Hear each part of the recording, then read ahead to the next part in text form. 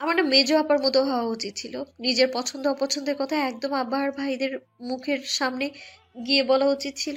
তোমার আর আব্বার মার না হয় খেতাম, আব্বা আপার সাথে 6 মাস কথা বলেনি, আমার সাথেও না হয় বলতো না।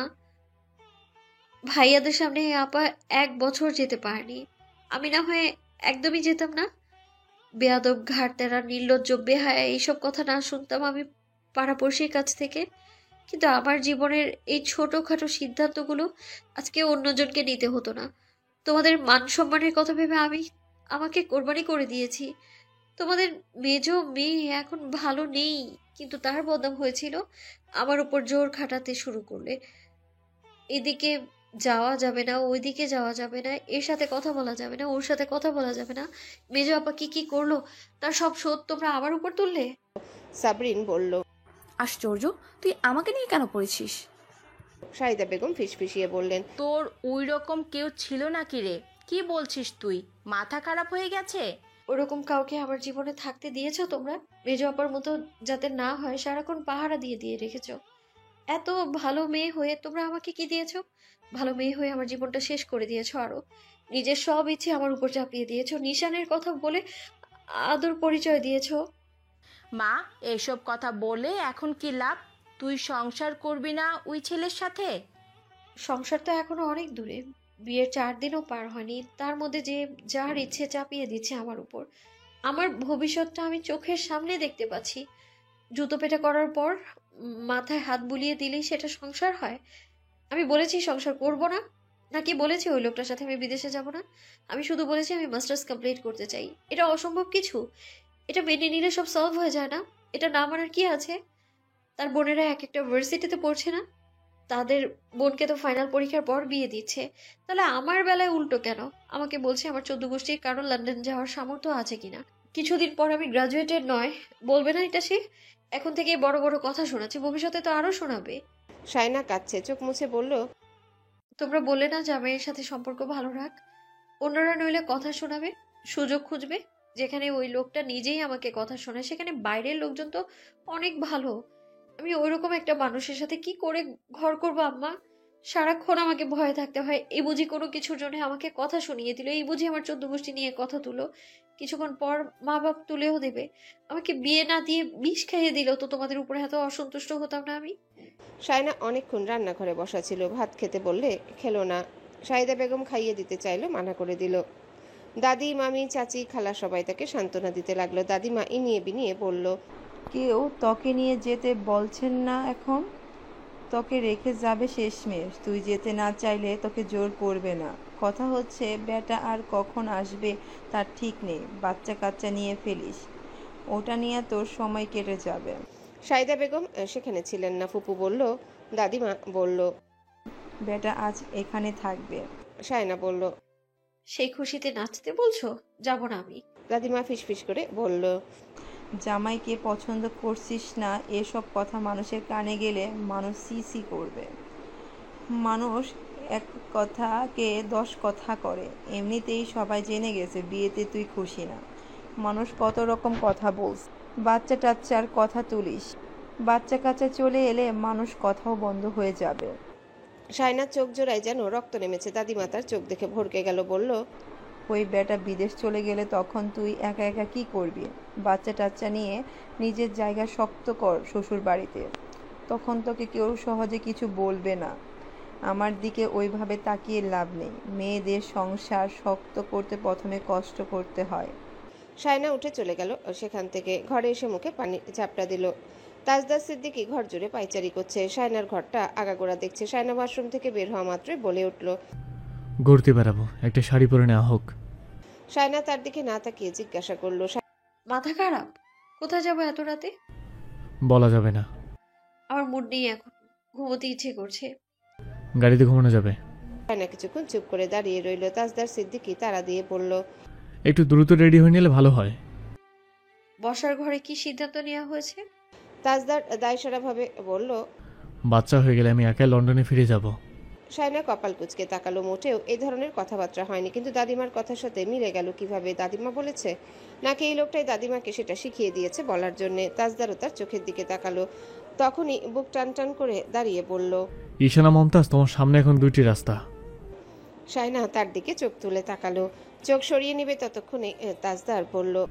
যাই হোক, আমি চাই তুমি এখন আমার সাথেই চলো। সায়না রাগী চোখে বলল। আমি খুব ঠান্ডার মধ্যে আছি, দয়া করে ঘুমোতে দিন আমায়। এটা কথা বলার মতো সময় নয়। এটা সম্ভবত তোমার যে বড় সুঅভ্যাসের অংশ, কেউ সহ্য করতে পারবে না। তাজদার বলল। আমি অনেক দূরে আছি, তুমি ভাবছো আমি বলেই বেঁচে গেছি? তোমার হাতে সময় জাস্ট 5 মিনিট। সাজুগুজু দরকার নেই, সাজুগুজু করার দরকার নেই, শুধু ভিডিও পড়বে।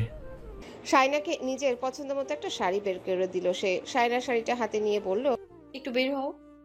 এটাই স্বাভাবিক, বের হওয়া যাবে না। আমার সামনে পার্টিটা, আমি পরপুরুষ নই। সায়না শুকনোভাবে বলল। দেখো চলো, সেটা বললেই হয়ে যাবে। তাজদার তার দিকে সোজা দৃষ্টিতে তাকিয়ে রইল। সায়না রাগিয়ে পেছন পেছন বের হয়ে বলল। আপনি ঘর থেকে বেরোবেন না। সায়না ঘরের আলো নিভিয়ে দিল, ওড়না রেখে দিল। তারপর অন্ধকারে দাঁড়িয়ে থাকা তাজদারের দিকে একবার তাকালো। অন্ধকারে অবস্থান আবারও ফিরিয়ে তাকালো। এই লোকটার নজর এত বাজে যে বিবাহিত সম্পর্ক আদৌ হয়েছে সেই চাহনিতে তাকে অশান্তিতে ফেলে দিয়েছে। চলনেও স্বাভাবিকভাবে নিতে পারল না। এই যে অন্ধকারে দাঁড়িয়ে আছে, সায়না যেন ভুলে যায় সবকিছু, একদিক থেকে তাকিয়ে আছে। হয়েছে? তৎক্ষণাৎ ঘরের আলো জ্বলে উঠল। সায়না আঁচল কাঁধে নিয়ে এসে বলল। হিজাব বাতে আরেক সময় লাগবে। তাজদার সিঁড়ির দিকে এগিয়ে গেল। সায়না ভেতরের দিকে পা বাড়ালো। তাজদার সিঁড়িতে লম্বা পা ফেলে এগিয়ে এসে তার চুলের ক্লিপ খুলে দিতে চুলগুলো ঝাঁপিয়ে পড়ল গিটে। সায়না অবাক চোখে তাকিয়ে পড়ল। আমি খোলা চুলে বেরোই না। আমার সাথে বেরোতে যাবে? রাস্তাঘাটে মানুষ নেই, এখন যাওয়া যাক। সায়না চুলগুলো খোপা করে নিল। তৎক্ষণাৎ তাজদার তাকে নিয়ে বেরিয়ে পড়তে পড়তে দাদিমাকে বলল। হাই ভালি। দাদিমা, সায়না, খালা, ফুপু আর আউল থেকে দেখলো। সায়না সোজা গাড়িতে গিয়ে বসেছে। তারা সবাই ফিসফিস করছে। বডি নিয়ে বেটা যাচ্ছে কই?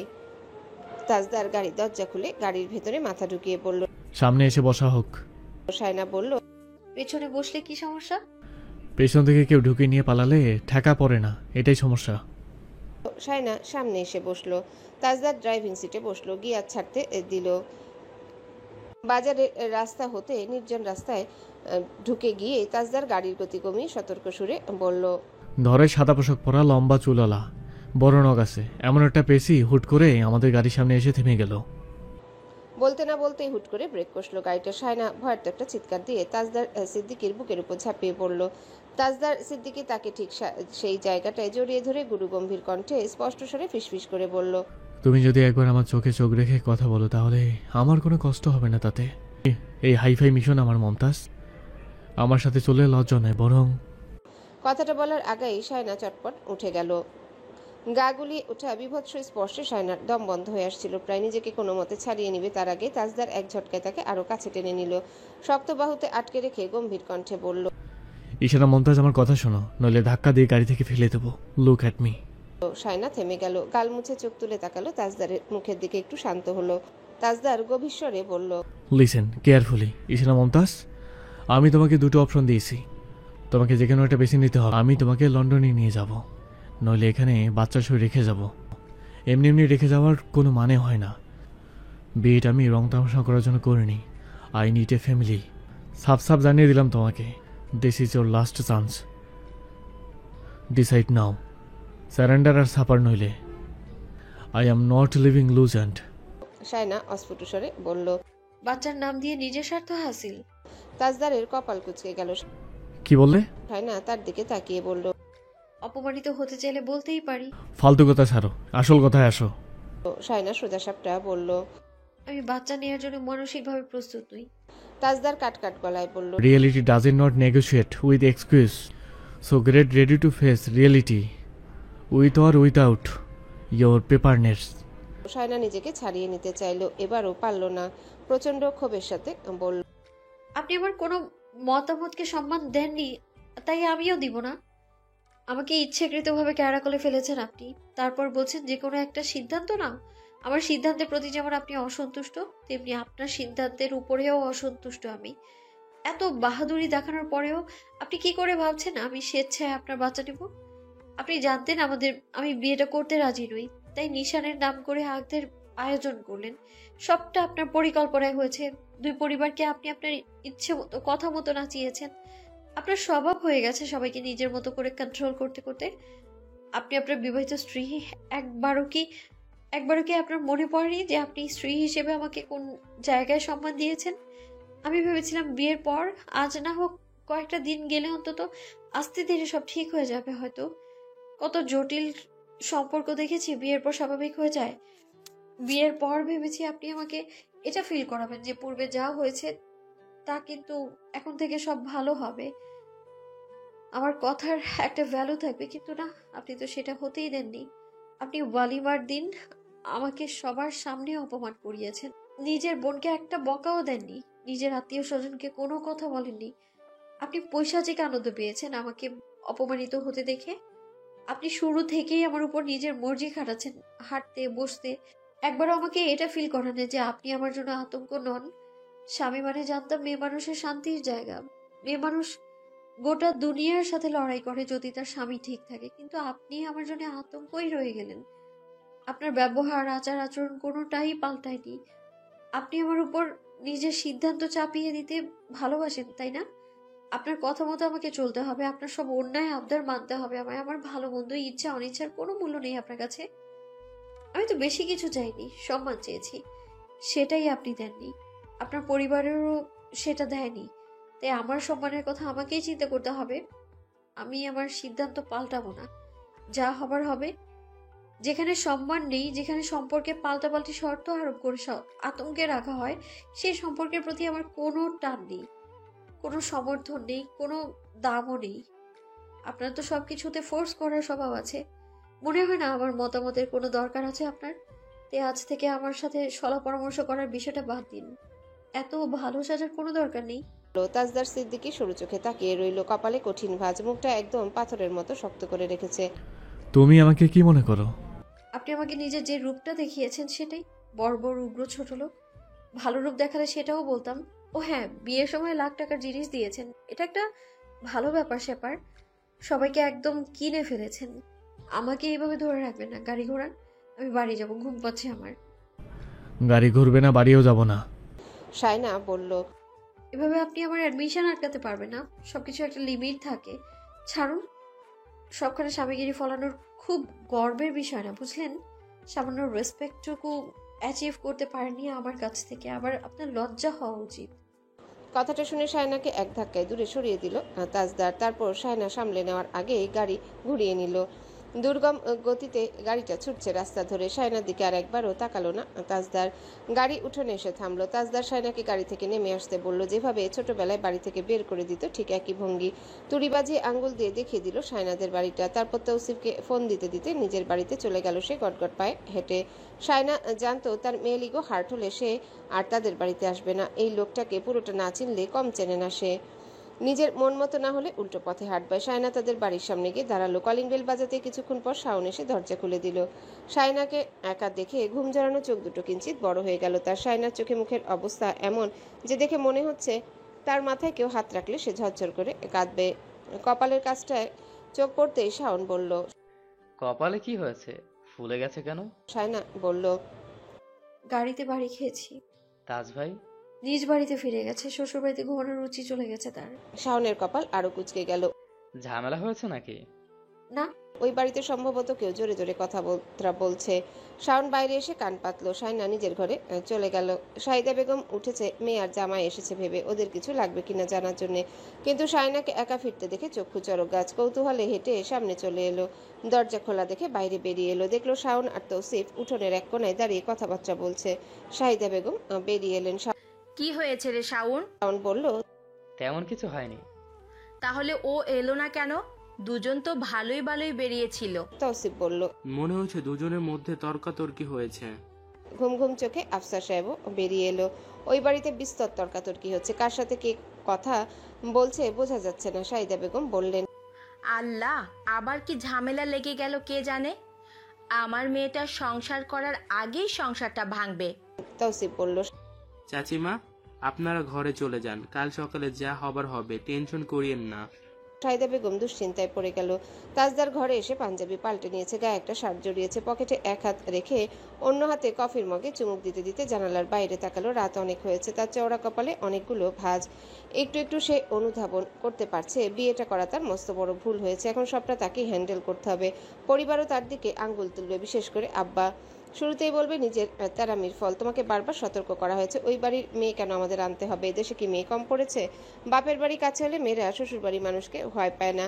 তাছাড়া সারা জীবন তার মা বাপ অন্যদের বাড়িতে খেটে এসেছে, ছোট লোকিপনা চায়নি। তাজদার সিদ্দিকী ঘন ঘন চুমুক দিল কফির মগে। অস্থিরতা কাটছে না। তাকে অপছন্দ হওয়াটা স্বাভাবিক, কিন্তু হুট করে শায়না মমতাজকে তার পছন্দ হয়ে যাওয়াটা অস্বাভাবিক। আর এজন্যে শায়না মমতাজ তাই এক কাঠি উপরে থাকবে। কিন্তু ভুল তো সে করে ফেলেছে। হোয়াটসঅ্যাপে পাঠানো ছবিগুলোতে তিতলির পাশে দাঁড়িয়ে থাকা মেয়েটাকে দেখে তার ডেটা সেন্টারে হাজার ইনস্ট্যান্ট চালু হয়ে গেল। মনে হলো একটাই প্রাইমারি নোট, বাকি সব স্লেভ। হার্টে অটো স্কেলিং চালু হয়ে গিয়েছিল। সিপিইউ ইউসেজও 100%। যখন ও চাচার গায়ে হলুদের অনুষ্ঠানে একবার তাকালো চোখ তুলে, আর এটাই কাল হয়ে দাঁড়ালো। ভেবেছিল শায়না মমতাজ ছোট একটা সিগন্যাল মাত্র, শেষে দেখা গেল একটা ডিডস অ্যাটাক। মারাত্মক ভুল হয়ে গিয়েছে। ইমোশনাল এসএলএতে সাইন করার আগে শর্তগুলো একটু ভালো করে পড়া উচিত ছিল। তাজদার সিদ্দিকীর দ্বারা এত বড় ভুল কি করে ঘটলো? যাকে ছোটবেলায় দুধছাই করতো, ঘৃণা হতো দেখলে তার প্রতি হুট করে অ্যাটেনশন যাবে, এটা তাজদার সিদ্দিকীর ধারণার বাইরে ছিল। রওশনারা দরজা ঠেলে ভেতরে ঢুকলেন। কি হয়েছে তাজদার, তুমি চলে এলে কেন?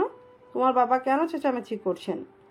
বিয়ের 1 সপ্তাহ যায়নি, তার মধ্যে এইসব কি শুরু করলে তোমরা? তাজদার মায়ের দিকে ফিরল, পকেটে 2 হাত রেখে ঘর জুড়ে পায়চারি করতে করতে বলল। লুভার বিয়ের পাকা কথাটা সেরে ফেলবো, আগামী মাসে আমি ফ্ল্যাট ধরবো। রওশনারা হতভম্ব। কি বলছো? বিয়ে অবধি তুমি থাকবে না? শায়নার সাথে কোনো ঝামেলা হয়েছে? সে আস্ত একটা ঝামেলা, নতুন করে ঝামেলা হবে কেন? জেনে শুনে যখন ঝামেলাটি কাঁধে নিয়েছো তখন আমাকেই ঝেড়ে ফেলতে হবে। রওশনারা বললেন, তুমি রেগে আছো? শান্ত হও, আমাকে বলো কি হয়েছে। কারো কথা না শুনে বিয়ে করেছো, সেটা ভালো কথা, কিন্তু বিয়ে যখন হয়ে গিয়েছে তখন এভাবে হুটহাট সিদ্ধান্ত নিতে পারবে না তুমি।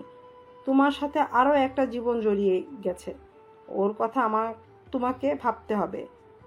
ও যখন যেতে চাইছে না তখন তোমারও উচিত তার কথাকে মূল্যায়ন করা, তাহলে সংসারের প্রতি তার মন বসবে। শুরু থেকেই এত তিক্ততা দেখালে সংসারের প্রতি ওর বিতৃষ্ণা তৈরি হবে। ও এখানে থেকে করবে এটা কি? পড়াশোনা মাই ফুট। লাখো মানুষ ন্যাশনাল থেকে পাশ করে ঘরে বসে আছে। বিয়ে যখন করেছে তখন আবার সুবিধা অসুবিধার কথা তাকে চিন্তা করতে হবে, কিন্তু সে সেটা করছে না। উল্টো আমি যেটা বলছি সে তার বিপরীতটাই করছে। রওশনারা তার রাগের ধরন দেখে বুঝতে পারে তাকে কিভাবে হার্ট করা হয়েছে। শায়না নিশ্চয় এমন কিছু বলেছে যার কারণে তার মেজাজ তুঙ্গে উঠে গিয়েছে। আর এখন সে না শায়নামুখী হবে না পরিবারের সামনে নিজের ভুলটা স্বীকার করবে। তিনি মা, তাই যাকে পেটে ধরেছেন তাকে ভালোভাবে চেনেন। রওশনারা শুধু এটুকু বললেন, সম্পর্ক যদি ঠিক করতে চাও তাহলে বলবো, অসম্ভব শান্ত হয়ে যেতে হবে। অলরেডি মাটির সাথে মিশে গিয়েছি, আর পসিবল না। কি চাইছো? যেটা বলেছি, আগামী মাসে আমার ফ্লাইট। ওই মেয়ে আমার কথা না শুনলে আমি তার সাথে কোনো প্রকার সম্পর্ক রাখবো না, ব্যাস। কথাটা তার ফ্যামিলিকে জানিয়ে দেবে, এখনো চেনেনি আমাকে। রওশনারা হতাশ হলেন। ছেলেটা এখনো বুঝে উঠতে পারেনি শায়না এখন পাশের বাড়ির মেয়ে নয়, তার স্ত্রী হয়ে গিয়েছে। তার ভালো মন্দের কথা চিন্তা করতে শেখেনি সে, আর কোনোদিনও শিখবে বলে মনে হয় না। রওশনারা তার ঘর থেকে বেরিয়ে এলো। তাজউদ্দিন সিদ্দিকী ঘর জুড়ে পায়চারি করছেন। রওশনারা আসতেই বললেন, বউকে রাজি করাতে না পেরে নিশ্চয়ই মাথা খারাপ হয়েছে। আপনি এভাবে চেঁচাচ্ছেন কেন? চেঁচাবো না? এত টাকা পয়সা খরচ করে বিয়ে করে এইসব তামাশা দেখছাচ্ছে আমাদের, মানুষের কানে গেলে হাসাহাসি করবে না? শায়না ভুল কিছু তো বলছে না।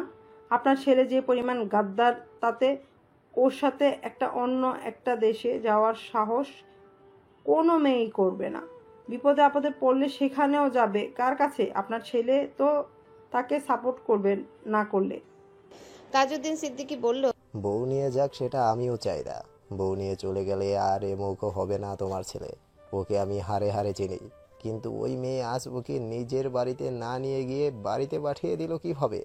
রাত বিরেতে কি হচ্ছে এইসব? আর স্বামী ঘাড়তারা বলে তাকেও ঘাড়তারা হতে হবে কেন? রওশনারা বললেন, আমি আর কিছু বলবো না, যা ইচ্ছে করুক। বিয়ে যখন নিজের ইচ্ছেতে করেছে তখন বউ নিয়ে যা ইচ্ছে করুক, মেয়েটা শান্তি পাবে না। আমি এটা বুঝে গিয়েছি। আপনার ছেলেকে তেরা বেড়া কিছু বলেছে, তাই সোজা বাড়ি চলে এসেছে। এভাবে ঘর সংসার হয়? একজন আগুন হলে অপরজনকে পানি হতে হয়। নিজের ছেলেকে যখন কিছু বলতে পারছি না, তখন পরের মেয়েকেও কিছু বলতে পারবো না আমি। শাওনকে নিয়ে ভর্তি হতে গিয়েছে শায়না। রূপালী ব্যাংকে টাকা জমা দিয়ে বের হতেই শাওন বলল, ফুচকা খাবি? শায়না না করার মেয়ে না, ফুচকা চটপটি তার অনেক প্রিয়। শাওন তাকে ফুচকার দোকানের সামনে নিয়ে গেল। শাওনের হাতে তার কাগজপত্র রেখে এসে টকঝাল ফুচকা একে একে মুখে পুড়তে লাগলো। নাকের মাথা লাল হয়ে এসেছে ঝালে। শাওন পানি এনে দিল, শায়না পানি খেলো। রাস্তার পাশে রিক্সার জন্য দাঁড়িয়ে ঝালে হু হা করছিল। ঠিক তখনই তার পাশ দিয়ে একটা বাইক ছুটে গেল। কাদা ছিটকে পড়লো তার বোরখায়। ছুটে চলা বাইকারের দিকে চেয়ে রইল সে। তারপর শাওনের দিকে তাকিয়ে বলল, এদের কি বলা যায়? শাওন বলল, ছাড়, মনে হয় মাল খেয়েছে। মেয়ে দেখলে শালাদের কুরকুরানি বেড়ে যায়। বাড়ি ফিরতেই তাদের পাশ দিয়ে সা করে একটা বাইক ছুটে গেল ওই বাড়ির উঠোনে। শায়না আর শাওন একে অপরের দিকে তাকালো। কালো হেলমেটটি খুলে তাজদার সিদ্দিকী বাইক থেকে নামলো। শাওন বাইক পাগল, সে ছুটে গেল। তাজ ভাই, এটা কখন কিনলে? শায়নার দিকে কপাল কুঁচকে তাকিয়ে তাজদার জবাব দিল, তৌফিকের জন্য। জানতাম না তো। এতদিন তৌফিকের কাছেই ছিল। তৌকির তার বড় ফুপুর ছেলে। শাওন বাইকটা দেখছিল ধরে ধরে। শায়না তার বোরখার দিকে তাকালো, ইচ্ছে করে কাদা ছিটকে দিয়েছে। তাজউদ্দিন সিদ্দিকীর গলা ভেসে এলো, বাইকটা ভেতরে ঢুকিয়ে রাখো, সবাই এসে ধরবে। শায়না হঠাৎ থমকে গেল, পাজোড়া থেমে গেল। ঘাড় ফিরিয়ে তাকালো সে শাওনের দিকে। শাওন কথাটা শুনে আর দাঁড়ালো না, সোজা চলে এলো। শায়নার চোখজোড়া আচমকা ছলছল করে উঠল। শাওন তাকে ডিঙিয়ে চলে গেল ঘরে। তার চেহারা দেখে শায়নার কেমন দম বন্ধ লাগলো। শায়নার যদিও 2 দিন থাকার কথা ছিল বাপের বাড়িতে, কিন্তু সেটা আর হলো না। তাজদার সিদ্দিকী ফোনে জানিয়েছে তাদের মেয়েকে যেন বিকেলে পাঠিয়ে দেওয়া হয়। বিকেলে না পাঠালে আর পাঠানোর দরকার নেই। আর মাসে একবার সে বাপের বাড়িতে আসতে পারবে। সবার এত মন পড়লে তারা গিয়ে যেন দেখে আসে। শ্বশুরবাড়ি লন্ডন নয়। শাহিদা বেগম এখনো কথাগুলো ভুলতে পারছে না। বাবা গো বাবা, কি শক্ত শক্ত কথা বেটার। অ্যাডমিশন নিতে পেরে শায়না দুপুরে শান্তির ঘুম দিয়েছে। ফুরফুরে মেজাজ যে নিজের ঘরদোর পরিষ্কার করলো। সে ঘুম থেকে উঠে শাহিদা বেগম বলল, চলে যাবি, এখন এসব করার কি দরকার? তোর আপারা করবে। শায়না কথা শুনলো না, নিজের ঘর নিজে সাফ করে নিল। শাহিদা বেগম তার যাওয়ার সময় নাস্তা আর খাবার দাবারও দিয়েছে সবার জন্য। শায়না মেজাজ শান্ত ছিল। শাহিদা বেগম তাকে বুঝিয়ে সুঝিয়ে বললেন, জামাই গরম হলে তখন তুই মুখের উপর কথা বলিস না। যে চুপ থাকে সেই জিতে যায়। তর্ক কোনো সমাধান নই রে মা। শায়না বলল, আমার যখন ইচ্ছা তখন আমি এই বাড়িতে আসবো, সেটা ওদের বলে দিও। সমস্যা নেই, আমি তোকে দেখতে চলে যাব। আমি সবাইকে দেখার জন্য চলে আসবো। তুমি ওই বাড়িতে যাবে না, শুধু তুমি না, কেউ যেন না যায় ওই বাড়িতে। আমার ইচ্ছে হলে আমিই আসবো। দাদিমা তাকে উঠোন অবধি এগিয়ে দিল। ফিসফিস করে বলল, বেটা বউ ছাড়া থাকতে পারবে না বলে লন্ডনে নিয়ে যাওয়ার জন্য এমন করতেছে, রাগ করিস না। বউ ছাড়া এত বছর কিভাবে থেকেছে? তোমাদের মুখে যত ধরনের নাটকীয় কথাবার্তা। যাওয়ার সময়ও এভাবে কথা বলবি নাকি? লন্ডন তো যাচ্ছি না, আসি। ওই বাড়িতে যাবে না ঘন ঘন। দাদিমাকে জড়িয়ে ধরল সে। তারপর গাড়িতে উঠে বসলো। আফসার সাহেব তাকে হেঁটে যেতে দিচ্ছে না। গাড়িটা পটিয়া থেকে ঘুরে আসবে এরূপ কথা ছিল, কিন্তু তাজদার সিদ্দিকীর আদেশে ড্রাইভার 5 মিনিটের মধ্যে অলিরহাট থেকে গাড়ি ঘুরিয়ে এনে তাদের উঠানে এসে থামলো। শায়না ফ্লোর মুছলো, বিছানার চাদর বালিশের কাভার পাল্টালো, জানালার পর্দা পাল্টে নিল, ড্রেসিং টেবিলের আয়নাটা মুছে নিল, আসবাবপত্রে ধুলো ঝাড়লো, একটুও ঝাড়ুও দেয়নি।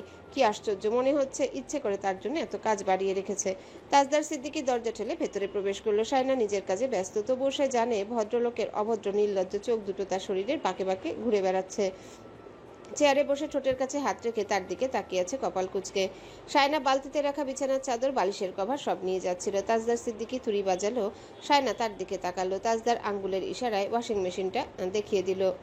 তারপর নিজের কাবার্ড খুলে কিছু শার্ট, টি শার্ট আর প্যান্ট শায়নার হাতে ধরিয়ে দিল। শায়না সেগুলো মাটিতে ফেলে দিল। নিজের কাদামাখা বোরখাটা এনে তাজদারের হাতে ধরিয়ে দিল। তারপর একে একে সব শার্টগুলো তাজদারের হাতে তুলে দিয়ে বলল, আমি ওয়াশিং মেশিন ইউজ করতে চাই না। বলেই চলে যাচ্ছিল, তাজদার খপ করে তার বেনিটা ধরে ফেললো। শায়না মাথার পেছনে হাত চাপলো। আয়নায় স্পষ্ট দেখা যাচ্ছে তাজদার সিদ্দিকী শক্ত হাতে বিনুনিটা ধরে রেখেছে। শায়না বলল, আমি বড় মুখে ডাকছি। এতে আমি ভয় পাচ্ছি। আপনার বোধহয় আমার কটু কথা না শুনলে ভাত হজম হয় না, তাই না? নইলে সারাক্ষণ নাটক করার তালে কেন থাকেন? তোমার কথার ধরন খুবই রুক্ষ, ইশানা মমতাজ। বলেই বেনিটা টেনে শায়নাকে নিজের কাছে নিয়ে এলো। সামনে ঘুরিয়ে এনে বেনিটা শায়নার গলায় পেঁচিয়ে বলল, সবসময় এভাবে কথা বলে তোমার চুল দিয়ে তোমাকে ফাঁসি দিয়ে ঝুলিয়ে দেবো। শাইনার হাঁসফাঁস করছে, চুলে টান পড়ছে। তাজদার তার বেনি ছেড়ে দিল, তারপর হাতের তালুর দিকে তাকিয়ে বলল, হাত ধুতে হবে, তেল চিটচিটে চুল। শাইনা বেনিটা পেছনে ঠেলে শাড়ির আঁচলে কপাল মুছতে মুছতে বলল। সারাক্ষণ জাপটে ধরা তাহলে তাকে আবার সে ধুচ্ছে হাত। তাজদার বলল, লিসেন ইশানা মমতাজ, তোমাকে ছুলে আমাকে গোসল করতে হয়, ব্যাপারটা ভেবে দেখেছো? তার মানে তোমাকে ছুলে আমি অপবিত্র হয়ে যাই। শাইনা তার কথা কানে না তুলে বিছানায় শুয়ে পড়ল। তাজদারও। শাইনা তার দিকে তাকিয়ে বলল, আজব, আমি এমনি শুয়েছি, দরজা খোলা রেখে। এসবের মানে কি? এখন কি ঘুমানোর সময়? মাগরিবের আজান দিবে কিছুক্ষণ পর। তাজদার মাথার নিচে হাত রেখে শুয়ে বলল। আদানের অপেক্ষায় উঠে যাব, প্যান করলে ধাক্কা দিয়ে ফেলে দেবো। শাইনা আরো কিছু বলতে যাচ্ছিল, তাজদার তাকে টেনে এনে মুখ চেপে ধরবে, তখনই তিতলি বলল, শাইনা, আম্মু তোমাকে। সে ঘরে চৌকাঠে পা দিতে না দিতে উল্টো দিকে ভো দৌড়। তৌসিফের সাথে প্রবল ধাক্কা। তৌসিফ গর্জে উঠে বলল, বাড়িতে এইসব কানা ল্যাংড়া নিয়ে তো বহুত জ্বালায় আছে। তিতলি জিভে কামড় দিয়ে বলল, ওইদিকে যেও না। কেন, ওইদিকে কি? তিতলি তাকে ঠেলে দিল। তৌসিফ একসাথে অনেক দূরে চলে গেল, পিছু হেঁটে বলল। মাথা গেছে নাকি? তিতলি তাকে বোঝাতে না পেরে পালিয়ে গেল দূর দূর। তাসনুবার বিয়ের কথাবার্তা পাকাপোক্ত করার কথাবার্তা শুরু হয়েছে। তাজদারকে সবাই বোঝাচ্ছে তার বিয়ের পর ফেরার জন্য। এভাবে চলে গেলে নিজেরই লস। তাজদার হ্যাঁ না কিছু বলেনি। শায়না রান্নাঘরের দিকে যায়নি, একেবারে কাল সকালে যাবে। ঘর থেকেও বের হয়নি সে। তিতলি আর বাকিরা এসে তাকে দেখে গিয়েছে। রাতের খাবার খেতে ডেকেছে। শায়না খাবে না বলে দিয়েছে। পেট ব্যথা করছিল সকাল থেকে, খাওয়া দাওয়া ভালো লাগছে না। মাছ মাংসের ভাত তো একদম নয়। রওশনারা এসে বলল, না খেয়ে থাকা ভালো না, দুটো করে খেয়ে যাও। শায়না জানে সে হাজার বললে শুনবে না, তাই খেতে গিয়েছে। তখন তাসনুবার বিয়ে বিষয়ে কথাবার্তা কানে এলো। তার শ্বশুরবাড়ির মানুষ সপরিবার আমেরিকায় থাকে, পুরনো বাড়ি ঢাকার গাজীপুরে, বেশ টাকা পয়সা আছে, ছেলেও দেখতে শুনতে মাশাল্লাহ। তার ভাই তার বিয়েতে থাকবে না শুনে সে মন খারাপ করেছে। তাজদার এখনও কোনো আশা দেয়নি কাউকে। তিতলি শায়নার সামনে আসছে না, শায়নারও কেমন অস্বস্তি লাগছে। কিন্তু তাজদার সিদ্দিকের বিন্দুমাত্র লজ্জা শরম নেই। তিতলি ডেকে তাকে নিয়ে এই কাজ ওই কাজ করাচ্ছে। রসনারা তাসনুবাকে বোঝাচ্ছেও থাকতে না চাইলে কেউ ধরে রাখতে পারবে না ওকে। তাসনুবা রাগের একটা অংশ শায়নাকে ঘিরে, সেই নিয়ে বিনিয়ে বিষয়টা শায়নার দিকে ঠেলে দিচ্ছে। শায়না চুপচাপ খাচ্ছে। তাসনুবা এবার তাকে সরাসরি বলল, শায়না, তুমি দায়ী এটার জন্য। You will have to be the one to convince ভাইয়া। শায়না রসনারার দিকে তাকালো, তারপর তাসনুবাকে বলল, আমি বলে দেখব। কথাটা দায়সারাভাবে বলেছো ঠিক আছে, কিন্তু কাজটা ভালোভাবে করবে, কারণ তোমার জন্যই ভাইয়া এত তাড়াতাড়ি চলে যাওয়ার ডিসিশনটা নিয়েছে। ভাইয়া যদি বিয়েতে না থাকে তাহলে তুমিও থাকতে পারবে না। No more discussion, that's why না। শায়না বলল, আমি বলবো। এবার রাজি না হলে সেখানে আমার কি করার আছে? তাসনুবা চলে যাচ্ছিল, তার কথায় থেমে গিয়ে বলল, কিছু করার না থাকলে আমার বিয়েতে 2 সপ্তাহ আগে তুমি তোমার বাপের বাড়িতে চলে যাবে। শায়না তার দিকে চেয়ে রইল, তারপর রসনার দিকে তাকালো। তৌসিফের মা, দাদিমা সবাই কথাটা শুনেছে, কিন্তু টু শব্দ করলো না কেউ। শায়না ঘরে এসে তাজদারকে ফোন করলো। ঘরে আসুন। তাজদার কোনো জবাব দেয়নি। কিছুক্ষণ পর তাকে ঘরে দেখা গেল। দরজা ঠেলে ভেতরে ঢুকতে ঢুকতে বলল, কোনো সমস্যা? সবসময় আমাকে বিপদে ফেলার পায়তারা করেন আপনি, তাই না? এমন এমন কাজ করবেন আপনি যাতে সব দোষ আমার উপর তেড়ে আসে। তাজদার বলল, হোয়াট? আপনি আপনার বোনের বিয়ের আগে কোথাও যাবেন না, আর যদি যান তো তার 2 সপ্তাহ আগে আমি আমার বাপের বাড়ি চলে যাব।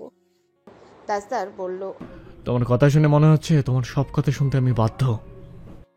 যে নিজের বোনের আবদার রাখতে পারে না, সে স্ত্রীর কথার মর্যাদা দিতেও জানবে না, সেটা আমি জানি। তারপরেও বললাম, এবার সিদ্ধান্ত আপনার। বলেই শায়না বিছানায় উঠে শুয়ে পড়ল। তাজদার সিদ্দিকী বলল, আমি তোমাকে এত শান্তিতে রেখে দেশ ছাড়বো এটা ভাবো না। আমার সারা জীবন অশান্তিতে কাটবে সেটা আমি জানি, প্রস্তুত আছি আমি। তাজদার তার দিকে চেয়ে রইল, তারপর ঘরের দরজা বন্ধ করে ঘরের সমস্ত আলো নিভিয়ে দিয়ে শায়নার পাশে শুয়ে পড়ে বিড়বিড়িয়ে বলল, তোমাকে অশান্তিতে থাকতে দেখলে মজা লাগে ইসনা মমতাজ। শায়না বলল, আমার ফেসবুক আইডি ফেরত চাই। কথাটা বারবার বলবো না আমি। পায়ে ধরলেও দেব না। আমার চাই মানে চাই। চাইতে থাকো। শায়না আচমকা তার হাত থেকে ফোনটা নিয়ে নিল। তাজদার হতভম্ব। শায়না বিছানা থেকে নেমে কাপা হাতে তার আইডিতে লগ ইন করলো, তারপর ডিলিট করতে যাচ্ছিল। তার ছুটে এলো। শায়না সরে গেল। তাজদার শাসিয়ে বলল, লাস্ট ওয়ার্নিং ইসনা মমতাজ, আমি কি করতে পারি তোমার ধারণাও নেই। ফোনটা দাও, ননসেন্স। পরে মনে পড়লো পাসওয়ার্ড না দিলে ডিলিট করা যাবে না, তাই সে শান্ত হয়ে বিছানায় শুয়ে পড়ল। শায়না ফোনটা নিয়ে দাঁড়িয়ে রইল, পাসওয়ার্ড চাচ্ছে। তাজদার বালিশে মাথা এলিয়ে দিয়ে হাসছে। শায়না এসে ফোনটা বালিশের উপর ছুঁড়ে ফেললো, তারপর পাশ ফিরে শুয়ে পড়লো। তাজদার সিদ্দিকী হাসছে নিঃশব্দে। শায়না চোখ লাল করে একবার ঘাড় ফিরিয়ে তাকালো।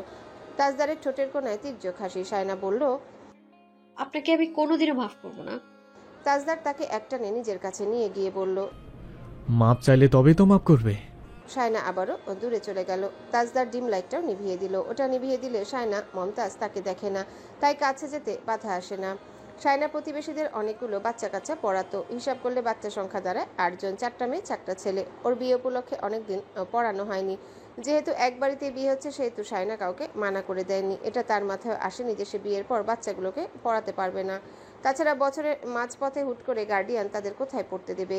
কলতানে সকাল সকাল একজন স্টুডেন্টের মা এলো জানতে যে শায়না পড়াবে কিনা। শায়না বলল সে তার রুমে পড়াবে, সবাইকে যেন আসতে বলে। শায়না সকাল থেকে রান্নাঘরে ছিল, নতুন বইয়ের হাতের কাজ দেখছিল সবাই। এটা নিয়ে শ্বশুর বাড়িতে বিস্তর আলোচনা সমালোচনাও চলছে। এক একজন বলল বইয়ের গা ভার নড়তে চড়তে সময় চলে যায়, কাজ কামে এত স্লো, রান্নাঘরে হেঁটে আসতে 1 ঘন্টা। 10 কথার একটা জবাব দেয়, এটা করো সেটা করো বলে বলে করাতে হয়। আকেল থেকে কোনো কাজ করে না। শায়না মাছ কাটতে পারে না কথাটা শাহিদা বেগম সবাইকে বলতেন, রওশনারাও সেটা জানে, এমনকি তৌসিফের মা জোহরা বেগমও। তবুও শায়নাকে মাছ কাটতে দেওয়া হয়েছে। মাছ কাটতে দিয়েছে তাসনিম। সেই শায়নাকে রুই মাছ কাটতে দিয়ে সবার উদ্দেশ্যে বলল, আমাদের কত বড় বাড়িতে বিয়ে হয়েছে, তবুও আমরা পরের দিন মাছ কেটেছি। করতে করতে শিখে যাবে, না পারার কোনো কিছু নেই। হ্যালো বন্ধুরা, পরবর্তী পার্ট খুব তাড়াতাড়ি আসবে, তো সবাই অপেক্ষায় থাকো।